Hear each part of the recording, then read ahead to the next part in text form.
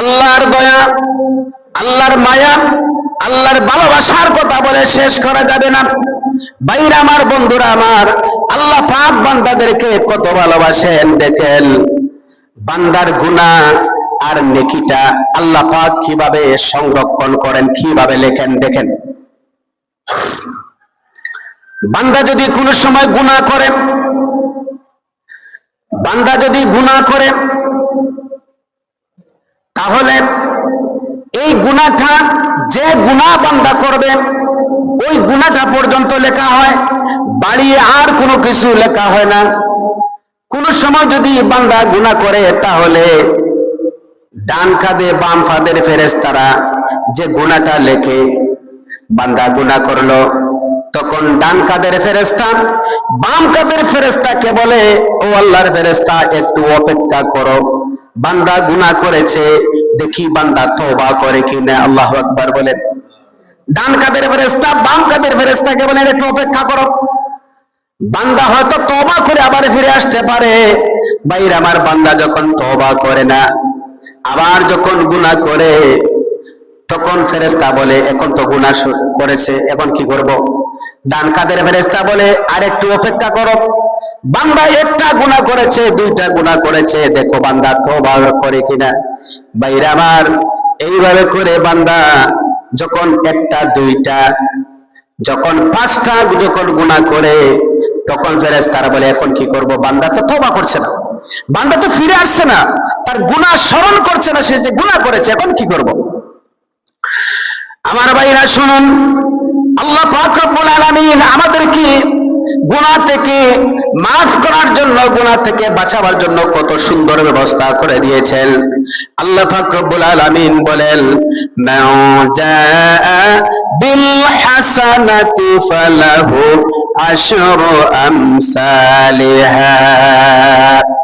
কোন বান্দা যদি কোন একটা নেক কাজ করে, ভালো কাজ করে, ওই একটা নেকির বদৌলতে আল্লাহ পাক রব্বুল আলামিন 10 গুণ বাড়ায়া আল্লাহ তাআলা আমলনামার ভিতরে সওয়াব দিয়া দেন। বলেন সুবহানাল্লাহ। 10 গুণ বাড়ায়া সওয়াব দিয়া দেন। ভাইরা আমার, নেকি আর বদি লেখার সিস্টেম দেখুন, আল্লাহ পাক কত দয়ালু।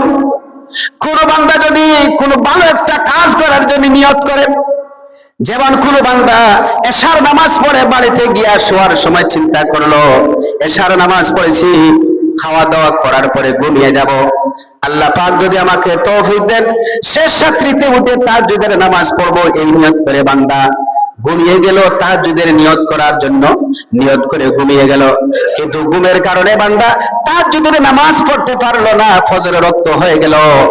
ফজরের রক্ত উঠে বান্দা ওযু করে আবার মসজিদে এসে ফজরের নামাজ পড়ে নিল, কিন্তু বান্দা যে রাত্রি বেলায় ঘুমানোর সময় নিয়ত করেছিল তাহাজ্জুদের নামাজ পড়বে, এই যে নিয়তটা করেছিল ভালো নিয়ত, এই জন্য ওই ভালো নিয়ত করার কারণে তাহাজ্জুদের নামাজ পড়লে যতটুকু সওয়াব হবে আল্লাহ পাক রব্বুল আলামিন ওই বান্দার আমলনামার ভিতরে তাহাজ্জুদের সওয়াব দিয়া দিবেন। বলে সুবহানাল্লাহ।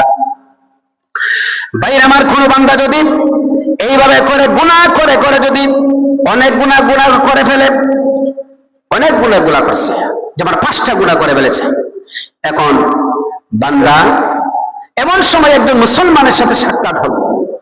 মুসলমানের সাথে সাক্ষাৎ হলে রাসূলুল্লাহ বলেছেন, কেউ যদি কারো সাথে যদি সাক্ষাতের সময় যদি মুস্কি যদি হাসে, কোন মুসলমান যদি মুস্কি মুস্কি যদি হাসে, একজনের সাথে মুস্কি অর্থাৎ হাসি মুখে যদি কথা বলে, তাহলে আল্লাহ পাক রব্বুল আলামিন একটা সদকার সওয়াব দিয়ে দেন। বলেন সুবহানাল্লাহ। এখন একটা সওয়াব 10টা নেকির সমান। সুবহানাল্লাহ। আর বান্দা কয়টা গুনাহ করেছে? বান্দা আগে 5টা গুনাহ করেছে, এখন 5টা গুনাহ করেছে, আর এদিকে বান্দা আরেকজনের সাথে হাসি মুখে কথা বলার কারণে 10টা নেকি পেয়েছে। সুবহানাল্লাহ। তাহলে বান্দার 5টা গুনাহ আর এখানে পাইছে কয়টা? 10টা। তাহলে দেখেন, অঙ্ক তো বুঝেন আপনারা, অঙ্ক হলো ভগ্নাংশের মতন। এই যে 10টা নেকি আর 5টা গুনাহ এভাবে কাটাকাটি করার পরে দেখে বান্দার আরো 5টা নেকি থেকে দেয়। সুবহানাল্লাহ। এখন বান্দা গুনাহ করেছিল 5টা, নেকি করেছে একটা নেকি 10টা নেকির সমান, আর 5টা গুনাহ আল্লাহ তাআলা কাটাকাটি করার পরে দেখা যায় 5টা নেকি, এরপরে থেকে যে আল্লাহ তাআলা ওই 5টা নেকি বান্দার আমল নামায় দেন। সুবহানাল্লাহ।